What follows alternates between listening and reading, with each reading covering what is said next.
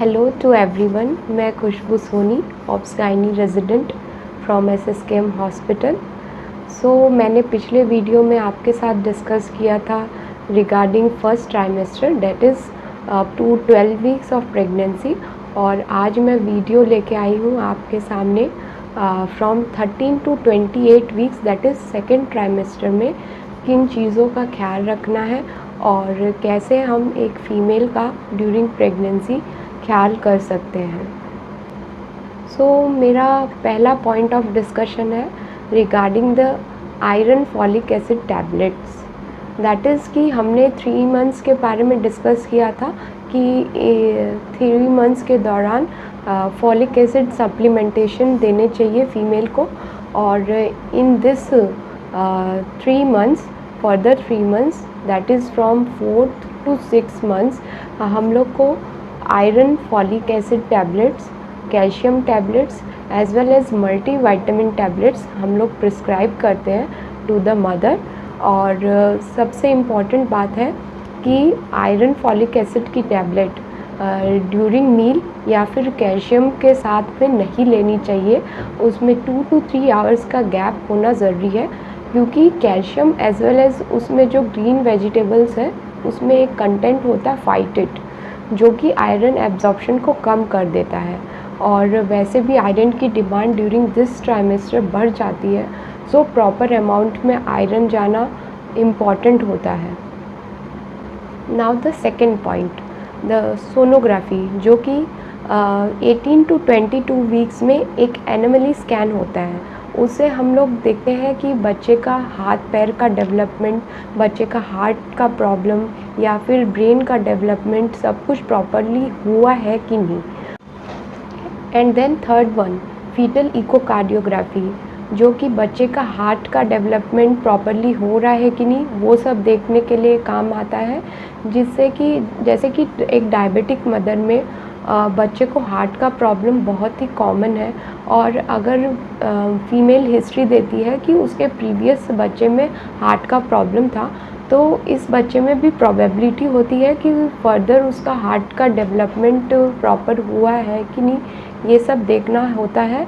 और अगर उसके हार्ट का प्रॉब्लम या फिर ब्रेन डेवलपमेंट या फिर लिम्स का प्रॉब्लम या फिर कुछ ऐसे प्रॉब्लम भी दिखाई पड़ सकते हैं एनोमली स्कैन में और इकोकार्डियोग्राफी में, तो उसके लिए प्रॉपर पीडियाट्रिशियन से कंसल्टेशन लेना होता है कि प्रेगनेंसी टर्मिनेट करनी है या फिर फर्दर डिलीवरी होने के बाद में किन चीज़ों का ख्याल रखना है जिससे बच्चा हेल्दी डिलीवर कर सके। Now my fourth topic is कि मदर का ब्लड शुगर लेवल देखना होता है during 24 to 28 weeks. In case first trimester में अगर उसका ब्लड शुगर नॉर्मल भी है, तो इस ट्राइमेस्टर में मे भी हो सकता है कि उसका शुगर लेवल बढ़ जाए, तो उसके लिए हमें प्रॉपर मेडिकेशन या फिर उसका मील एडजस्ट करना होता है, या फिर इंसुलिन स्टार्ट करने पड़ सकते हैं, या फिर मेटफॉर्मिन स्टार्ट कर सकते हैं। और ड्यूरिंग प्रेगनेंसी थायराइड की भी डोज इंक्रीमेंट करने की ज़रूरत पड़ सकती है।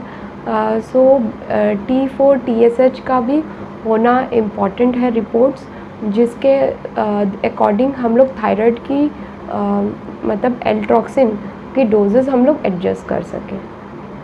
और during second trimester 1 monthly doctor के पास चेकअप करवाने के लिए जाना चाहिए, ताकि वो वहाँ पे आपका blood pressure, weight as well as आपका प्रॉपर पर एब्डोमिनल एग्जामिनेशन कर सके। और अगर किसी मदर का ब्लड ग्रुप नेगेटिव होता है, तो उसको अपने नियर बाय डॉक्टर से कंसल्टेशन करना चाहिए, ताकि वो हस्बैंड का blood group as well as indirect Coombs test, ये सब टेस्ट करवा सके, ताकि NTD, जो कि एक इंजेक्शन होता है, जो कि बहुत ही इफ़ेक्टिव है कि नेक्स्ट प्रेगनेंसी में जो वो बच्चा ले, तो फिर उसको कोई हार्मफुल इफ़ेक्ट्स नहीं हो due to the negative blood group. During whole pregnancy में प्रेग्नेंट फीमेल के मील के बारे में ध्यान रखना चाहिए, जैसे कि प्रॉपर अमाउंट में cereals, pulses, dairy products, green vegetable consume करें, ताकि प्रॉपर अमाउंट में कार्बोहाइड्रेट, प्रोटीन, फैट्स ये सब हमारी बॉडी में जा सके। ये तो थे मेरे 13 to 28 वीक्स के बारे में डिस्कशन। फर्दर भी मैं आपके लिए वीडियो लेके आऊँगी regarding the 29 to up to the delivery of baby. अगर मेरा वीडियो आपको पसंद आया हो तो लाइक, शेयर, सब्सक्राइब करें। Till then, stay healthy, stay safe.